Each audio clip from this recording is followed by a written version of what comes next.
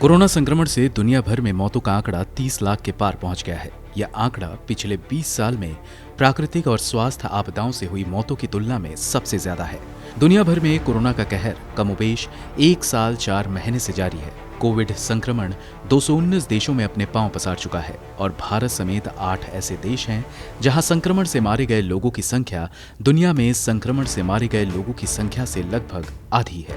Covid trekking site Worldometer के मुताबिक संयुक्त राष्ट्र अमेरिका में 5,81,061 लोगों की संक्रमण से मौत हुई है। पिछले 14 महीने में ब्राजील में 3,73,442, मैक्सिको में 2,12,339, भारत में 1,78,793, ब्रिटेन में 1,27,270, इटली में 1,16,927, रूस में 1,05,582 और फ्रांस में 1,733 लोग संक्रमण की वजह से मारे गए हैं। विश्व स्वास्थ्य संगठन की वीकली दर्ज होने वाली मौतें इस साल जनवरी के महीने में बढ़े थे, लेकिन फिर भी उसमें गिरावट भी देखी गई थी। हालांकि 10 मार्च से फिर मौतें बढ़ी हैं।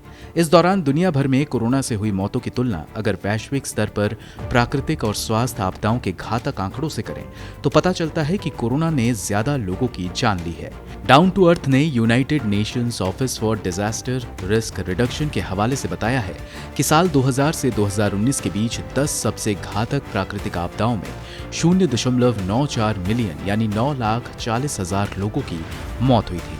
इनमें 3 मेगा नेचुरल डिजास्टर, 2004 का हिंद महासागर सुनामी, 2008 का म्यांमार में चक्रवात नरगिस और 2010 में हैती में आए भूकंप से हुई मौतें शामिल हैं। कोरोना की मृत्यु दर हाल ही में दुनिया भर में अन्य स्वास्थ्य संकटों से हुई मौतों के आंकड़ों से समझा जा सकता है। मसलन दुनिया भर में साल 2017, 2018 और 2019 के दौरान एक्वायर्ड इम्यूनोडेफिशिएंसी सिंड्रोम या एड्स से 3 साल की अवधि में 2.4 मिलियन यानी 24 लाख लोगों की मौत हुई, जबकि अकेले कोरोना से 1 साल 4 महीने के भीतर 30 लाख से ज्यादा लोग मारे गए।